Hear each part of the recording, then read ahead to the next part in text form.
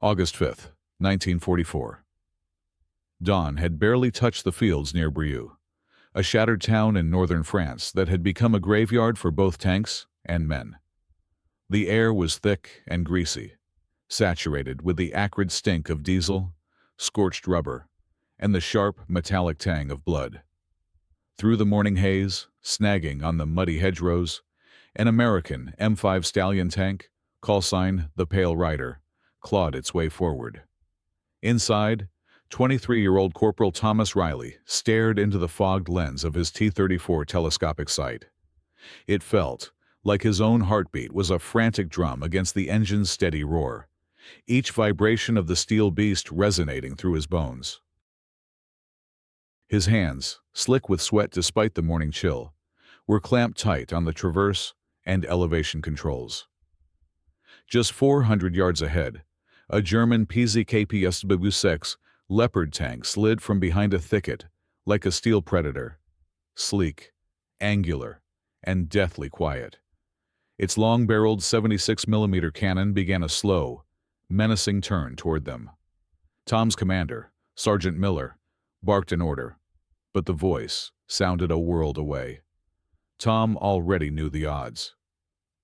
Their 76mm M1 cannon couldn't punch through the Leopard's frontal armor at this range. Every manual said so. Every instructor had hammered it home. Go for the flanks. Avoid a head-on fight. But this wasn't the training ground, and there was no flank to aim for. It was now or never. Tom adjusted the sight, just a fraction, a hair's breadth. He nudged the elevation dial by an amount he'd later measure as a single inch. That 1 inch wasn't in any manual. No one had taught him that. It was instinct, desperation, and maybe a touch of madness. Then he fired. The shell ripped from the barrel with a deafening roar, the tank bucking violently as the turret filled with cordite smoke.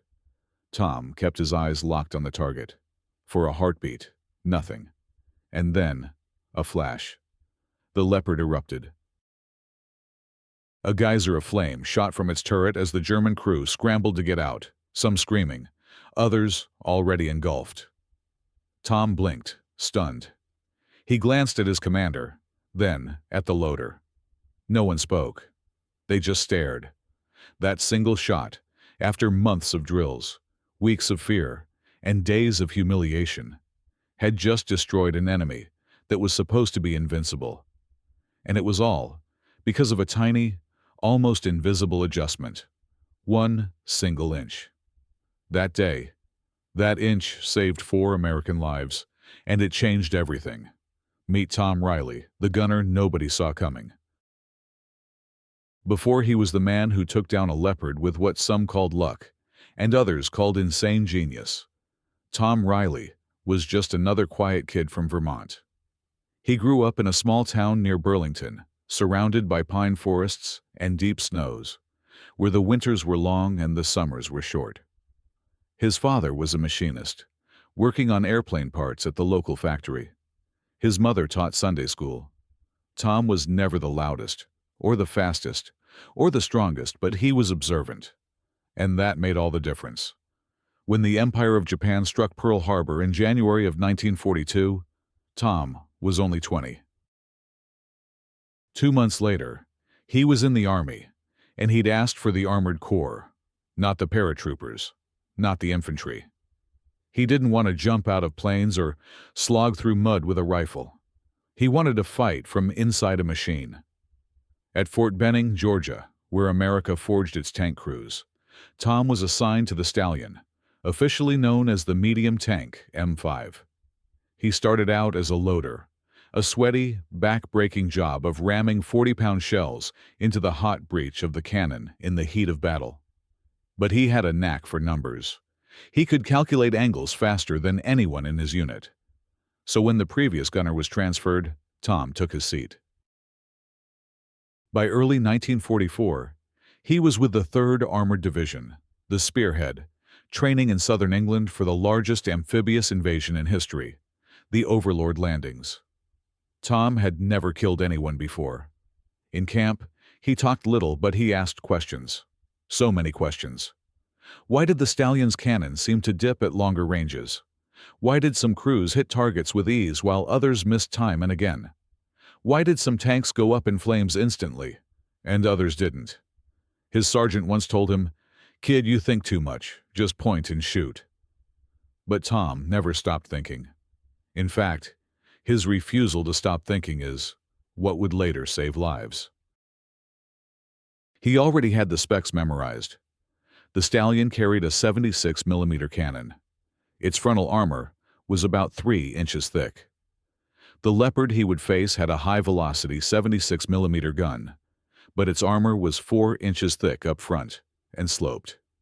In a straight-up fight, the Stallion was supposed to lose. Tom understood that, but he refused to accept it.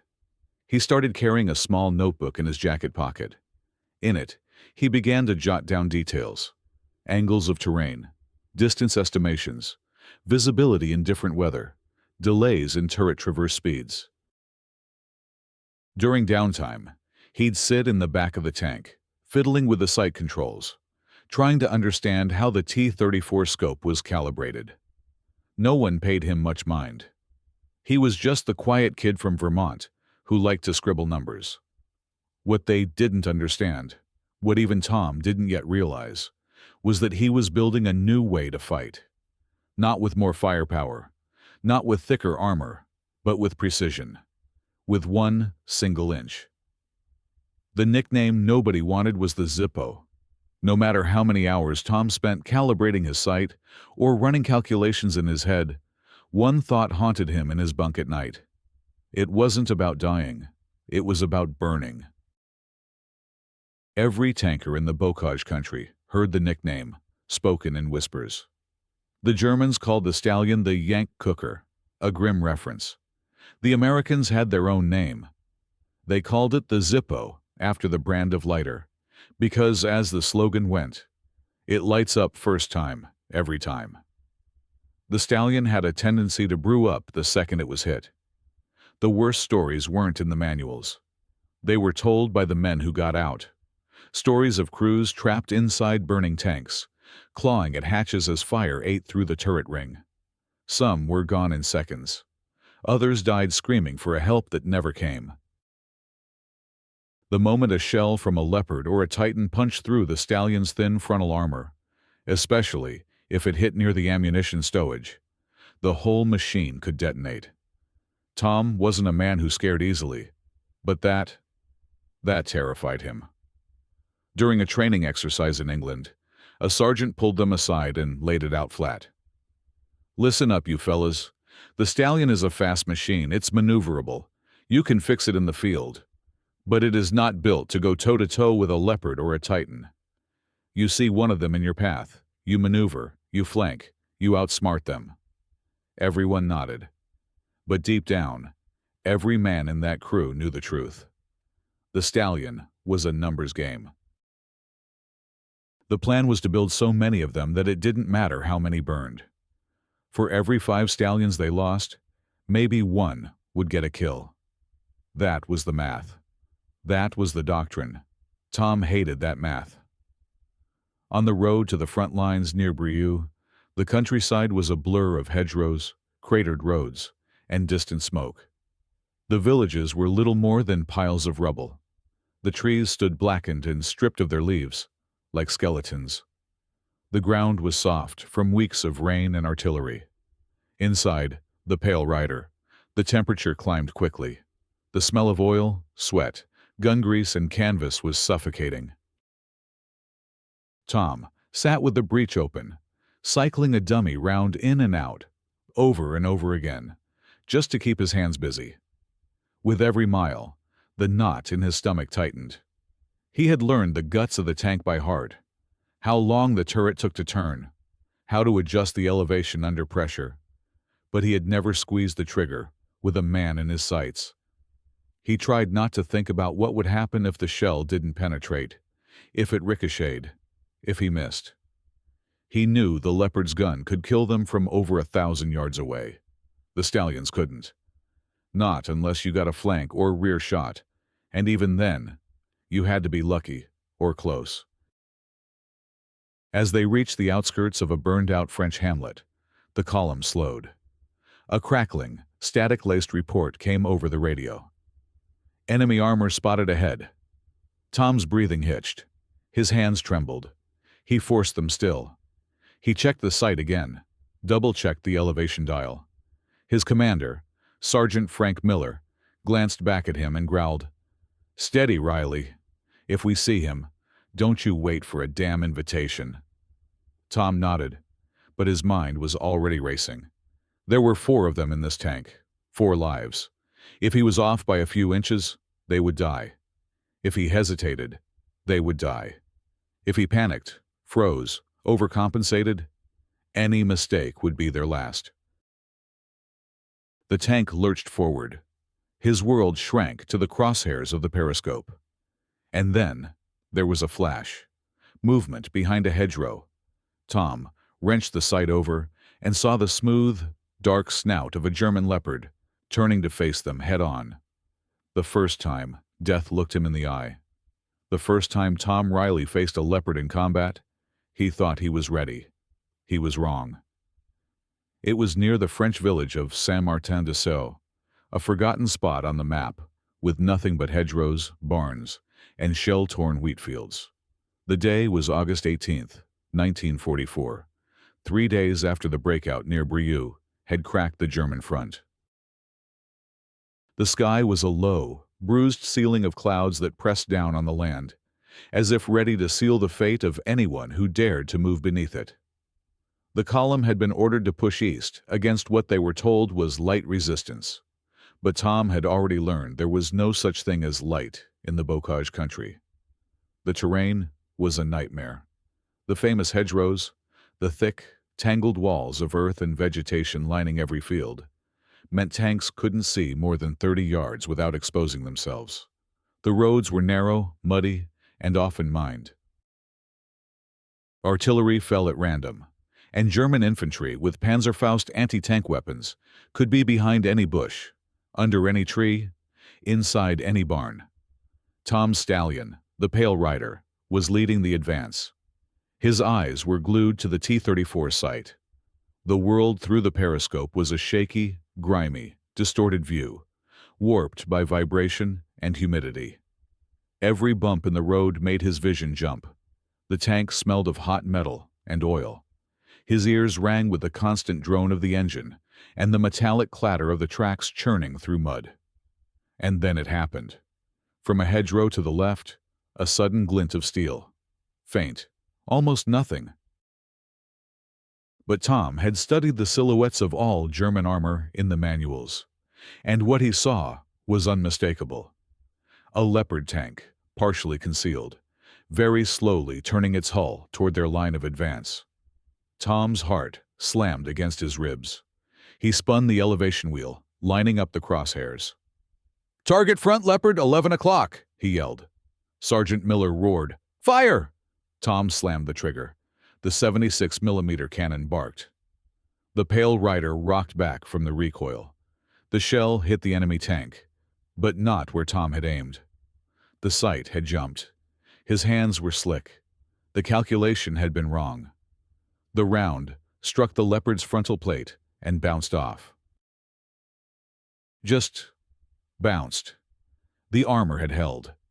The Leopard's turret swung toward them, slow and inexorable, like death itself, turning to look you in the eye. And then there was a flash, a brilliant flare from the German cannon, and the world convulsed. The shell slammed into the right side of the Stallion, just above the track. Metal screamed, sparks flew. Tom was thrown sideways. Alarms blared. It felt like a bomb had gone off inside the tank. The loader, Private Miller, was screaming. Not in pain, just in fear. Pure animal terror. The compartment filled with smoke. The engine sputtered and died. And then came the fire. Small at first, just a thin lick of flame curling around the ammo rack. But Tom knew what came next. He'd seen the diagrams. He'd read the statistics. Once the fire reached the ammunition, it was over. "Out, out, out!" Sergeant Miller bellowed. The hatch above Tom's head flew open. He grabbed the rim and hauled himself up, his boots slipping on hot metal. He could feel the heat rising from inside. The air smelled of burning canvas, oil, and the sickening scent of scorched paint. He leaped to the ground, landing hard on his shoulder and rolling into the mud. A moment later, the rest of the crew tumbled out, all four of them, by a miracle. And then the second hit came. The Leopard fired again, this time from 100 yards closer. The shell hit the turret, detonating inside the already burning Stallion. The whole tank became a fireball. Tom watched as the Pale Rider, the machine he had trained with, sweated in, and trusted, was reduced to a smoking hulk of molten steel and torn armor. He didn't speak. None of them did.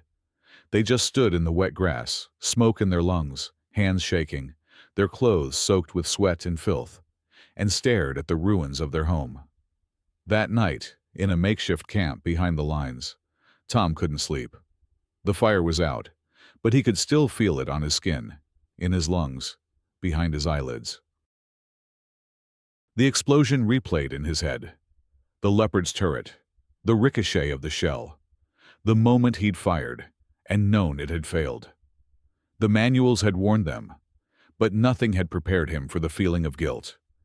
He was the gunner.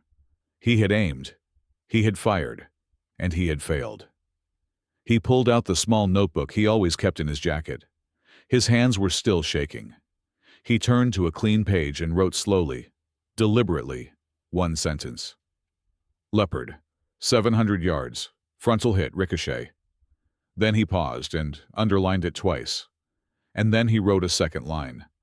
Sight jumped on recoil, 1-inch deviation. And just like that, the idea was born. He didn't know it yet, but that inch was about to become everything. The inch that didn't exist, a gun reimagined. The next morning, there was nothing left of the Pale Rider, just smoke and a charred hull, twisted like melted plastic. But Tom Riley wasn't dead. And to him, that felt like a debt. He didn't go back to the barracks or write a letter home. He sat alone under a ripped canvas awning, the smell of the fire still clinging to his uniform, notebook in hand, replaying the scene in his mind. The shell had ricocheted. He knew it wasn't supposed to penetrate the Leopard's frontal armor. Everyone said so. But it had been close. So damn close. He had aimed perfectly, he thought. But that sight had jumped just an inch. 1 inch. The length of a thumb joint. The width of a matchbox. The distance between life and death. Tom couldn't shake it, so he went looking for answers. The next day, while his unit was regrouping and waiting for replacement tanks, Tom sought out Sergeant Hank Donovan, a grizzled veteran who ran the maintenance and calibration section for their armor battalion. Donovan was the kind of guy who could take apart a periscope blindfolded and knew every field adjustment manual the Army had ever printed by heart. Tom found him hunched over a broken turret motor behind the supply trucks. Donovan, Tom said quietly, notebook in hand. I need to know how the T-34 sight is calibrated. To spec, Donovan looked up, an oily rag in one hand and a socket wrench in the other. Trying to fix one? He grunted. I'm trying to understand why my shot ricocheted from 700 yards on a center mass hit. Donovan raised an eyebrow. Frontal plate? Tom nodded. Donovan gave a humorless smirk. Then it ricocheted because you shot a 76mm peashooter at the goddamn frontal plate of a Leopard. That ain't a question. That's physics. Tom didn't blink. He held out his notebook. I was off by 1 inch. Donovan froze. You sure? Turret was stable. Elevation was set for 700, but the barrel dipped for a split second during recoil. I think the zero is off at that range. Donovan sighed and waved him over. For the next 3 hours, they went over blueprints, a half-disassembled Stallion turret, and a pile of greasy technical schematics. What they found stunned even Donovan. The standard T-34 periscope, when factory calibrated, was zeroed at 500 yards. But in the field, very few tanks engaged at that distance. The real fights, especially in the bocage country or during long-range duels, happened between 600 and 900 yards. At those ranges, even the slightest misalignment in the elevation dial, a single degree, could shift the point of impact by 12 to 20 inches. And the vibration from the recoil caused a vertical barrel drop, barely perceptible but lethal. Tom turned a page in his notebook and wrote, 1-inch vertical compensation at 7 to 800 yards. Adjust sight pre-combat. Account for elevation loss on recoil. Donovan looked over his shoulder, squinting. You're gonna mess with the factory settings, Tom nodded. Just 1 inch of manual adjustment for field conditions only. It's not regulation. I don't plan on surviving by regulation. Donovan shook his head, then cracked a smile. You got guts, Riley. Or maybe you're just desperate enough to be right. For the next week, as new tanks arrived and units reorganized, Tom secretly put his theory to the test. He took command of a new stallion, also christened the Pale Rider, because some names refused to die, and he made one subtle change. He adjusted the elevation dial on his sight to compensate for the drop at range, 1 inch high at 800 yards. He also drew up his own firing table. It wasn't Army approved. It wasn't sanctioned. But it worked. He tested it on knocked-out German armor, fired at empty barrels, calculated the spread of his shots, compared the groupings, and slowly, surely, he proved his hunch. The 1 inch mattered. It wasn't magic. It didn't make the 76mm cannon more powerful. It didn't give the Stallion thicker armor, but it gave the shot a better chance. And in war, sometimes one chance is all you get. The kill shot, when the inch met the mark. August 25th, 1944. The countryside near the town of Le Mable. The fields were open now. Gone were the suffocating hedgerows of the bocage country. In their place were long, rolling stretches of farmland under a late summer sky. The golden wheat swayed gently in the breeze. The air was warm, deceptively peaceful, and Tom Riley knew it was a lie. The war wasn't quiet. It was waiting. Tom was now commanding his regular crew inside the new Pale Rider, a freshly issued M5 Stallion, identical in design but different in spirit. This tank carried the scars of new welds, fresh paint, and the nervous anticipation of a crew that had seen what a Leopard shell could do to one of their own. The briefing was simple. Advance east. Recon reported enemy armor in retreat, but still capable of rearguard ambushes. They were told to be aggressive. They were told to be fast. But Tom didn't believe in speed anymore. Not against a Leopard. He believed in precision. The night before, he had checked and rechecked the sight alignment. 1 inch high at 800 yards. He had measured, recalibrated, and drilled the numbers into his head like a prayer. At 0800 hours, the Pale Rider moved out with 3 other stallions in a forward reconnaissance element. The morning sun was just starting to burn through the mist. The fields rolled on either side of the road, broken only by the occasional copse of trees or a scattered farmhouse. And then the call came over the radio, calm, dry, and lethal. Leopard tank, grid 132, moving south in your direction. Tom's throat went tight. He pulled himself up just enough to scan the horizon, and there it was. It wasn't even trying to hide. A Leopard Model A, painted a faded yellow with brown camouflage stripes, crested a gentle hill 2,000 feet away, just over 600 yards. It was moving slowly, confidently, the sun glinting off its gun barrel like a drawn sword. Tom dropped into the gunner's seat and immediately called it out. Range 670 yards. Leopard dead ahead. The Pale Rider stopped. The turret traversed. The gun elevated. Tom's heart was hammering so hard, he thought it might break the silence before the shot did. He looked through the T-34 sight. His sight, now corrected. His inch.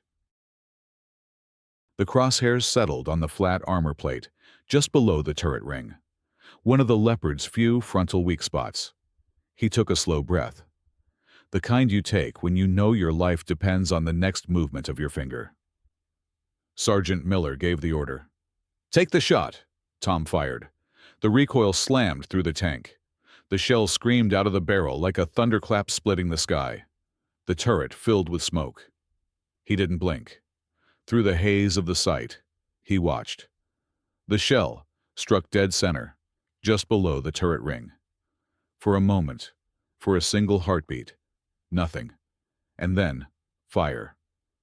The Leopard's engine compartment erupted in a flash of black smoke and orange flame. A split second later, the turret was violently wrenched to one side, blowing the commander's hatch clean off. Tongues of fire blasted out from within like a dragon's breath. One figure inside made it halfway out before collapsing, limp and burning. The others never emerged. Tom stared. He'd done it. One shot, one kill. A perfect shot. The loader let out a whoop. The commander slapped him on the shoulder. The driver was yelling, "You got him! You got that son of a gun!" Tom didn't move. He didn't celebrate. He just watched the Leopard burn, his eyes wide, his breath shallow, his body still locked in the firing position. This wasn't just a victory. This was proof. His inch, his forbidden adjustment, had worked. He had beaten the myth. The Leopard was not invincible. The Stallion was not useless. And the math that said you couldn't win was wrong. But the moment wasn't over, because a second Leopard came into view, farther out, maybe 700 yards, crossing a field to flank them. Tom didn't wait for an order. He swung the turret, consulted his new firing table, made a small adjustment. Plus 1 inch. Same technique, same sight. One up, fire, another shot. The turret rocked. The shell howled across the field and slammed into the second Leopard's side armor plate. A bright flash, then smoke. The German tank lurched to a halt, its engine dead, black fumes pouring from its exhaust. No fire this time, but it was disabled. Done. The other Stallions moved up. The column advanced. The line held. Later that day, the crew of the Pale Rider would be at the center of handshakes and backpats and disbelieving stares. 2 Leopards in one morning, 0 casualties. Some said it was luck. Others called it a fluke. Tom just looked at the firing table in his hand and whispered, 1 inch. He knew what it was. It was preparation. It was data. It was the refusal to accept defeat as a fact. It was 1 inch, and it had made all the difference. When precision replaced luck. Tom didn't sleep that night. This time, it wasn't from fear, but from the quiet. For the first time in weeks, there was no distant rumble of artillery, no crack of gunfire on the wind, just the low hum of insects and the occasional murmur from nearby tents. The Pale Rider was parked at the edge of the field, still warm to the touch, its cannon barrel dark with powder burns, its paint streaked with smoke and scorched dust. Tom sat beside it, his back against the track, knees pulled to his chest, staring at nothing. 2 Leopards in one day, one destroyed, one disabled. No wounded, no casualties. And yet, Tom couldn't shake the image of the German commander, halfway out of the hatch, wreathed in flame. He hadn't thought about the men inside when he pulled the trigger. There was no time. There was math, mechanics, trajectory. Now, it was a memory. Victory didn't feel the way he thought it would. It wasn't triumphant. It was heavy. It sat on his chest like guilt mixed with survival. Sergeant Miller found him like that, sitting in the dark, looking at the ground. "You did good work today," Miller said quietly. Tom didn't answer. Miller sat down beside him. "You're allowed to feel something, even when you win." After a long pause, Tom said, "I wasn't supposed to win." "What do you mean?" "I changed the sight. 1 inch higher than regulation. If I hadn't, the round would have ricocheted. We'd all be dead." Miller looked at him for a moment, then nodded. "Yeah, but we're not." Tom pulled his notebook from his jacket, opened it, and showed Miller the scribbled calculations, the range tables, the elevation corrections, the recoil estimates. "I've been working on this since the Bocage country," he said. "I didn't know if it would work." Miller took the notebook, thumbed through it slowly, then handed it back. "Write it up," he said. "Write it up clean. I want every gunner in this platoon to see it." The next morning, Tom did just that. He sat on an empty ammunition crate and rewrote his notes into a 1-page guide. "Field adjustment of the T-34 sight for effective fire at 600 to 900 yards," he titled it simply, without any ego. At the bottom, he added a line. "Recommended adjustment plus 1-inch vertical elevation at 750 plus yards. Effective at all known combat ranges against Leopard frontal armor. Combat tested." He gave it to Sergeant Miller, who gave it to the company captain. Within days, copies were circulating to the other crews, and a strange thing happened. People started listening to Tom, the quiet kid from Vermont, the one who was always scribbling in a notebook, who never spoke unless spoken to. Now, he was the guy other gunners wanted to sit next to at chow. "Hey, Riley, what's your adjustment for 850? You ever account for windage? How did you know the armor would hold at that angle?" He answered every question, not because he wanted the attention, but because he didn't want them to burn. He knew what the fire smelled like. He knew what the panic tasted like. And he knew what 1 inch of difference could make. Some of the brass were unhappy. It wasn't regulation. It wasn't in the field manual. But after 3 more confirmed Leopard kills using Tom's correction method, no one argued anymore. The Pale Rider became more than just a tank. It became a benchmark. Other crews started putting little marks on their elevation dials, tiny lines representing their own Riley adjustment. It wasn't luck anymore. It was becoming doctrine. But for Tom, the transformation wasn't just technical. Something inside had shifted. He no longer felt like a passenger in the war machine. He felt like the mind behind the gun. The reason it worked, the reason they lived. And that realization, more than any medal or praise, was what stayed with him. That he had made a difference.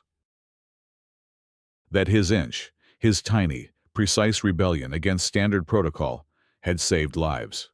It wasn't just a measurement. It was a way of thinking. How one man's theory became battlefield truth. By early September 1944, the tide of the war was shifting. The German Wehrmacht, once feared as an unstoppable force, was now in retreat across northern France. But it wasn't breaking. The Germans were adapting, fighting smarter, launching armored counterpunches with precision and desperation, especially in the open country near the Marne River. And the Leopards. They were still out there, still deadly. But now, so were the gunners who were learning from Tom Riley. It started as a whisper. A gunner in Alpha Company used the Riley inch near Nancy and scored a clean kill on a moving Leopard from over 800 yards. A week later, 2 Stallions from the 19th Armored Battalion, coordinating their fire using Tom's adjustment, knocked out 3 Leopards in less than 5 minutes. The word spread like wildfire. They didn't call it Tom's technique. That wasn't his style. In the field, it was just the inch, or sometimes the Riley inch, or sometimes just the adjustment. Crews began taping handwritten tables to the inside walls of their turrets. Little marks were scratched into the metal next to the elevation dials. Drill sergeants started unofficially introducing the concept during training, telling new recruits, "This ain't in the book, but if you want to live, you'll remember it." The Army, never officially acknowledged it. But the men on the front lines did. And for the first time, they weren't looking at their stallions as underdogs. They were looking at them as tools, honed by knowledge, guided by understanding, and capable of victory in the right hands. Tom watched it happen with a quiet amazement. He wasn't a general. He wasn't a hero in the way Hollywood sold it. He was just a guy who didn't like to see his friends die. A guy who believed that problems had solutions, even in war. And now, other gunners were coming to him, not for advice, but to compare notes.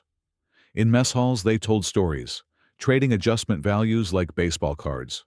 One crew mapped recoil patterns to know when to fire between gear shifts. Another used Tom's method to hit a moving leopard at an angle, on a slope, in the rain. One night, during a lull between operations, a junior officer from another division found Tom sitting alone by his tank, eating cold beans from a can. "You're Riley?" "Yeah." "You actually believe in this inch thing?" Tom looked up, wiping his mouth. "No," he said. "I proved it." The officer paused, then handed him a folded piece of paper. An after-action report from a skirmish near Lunaville.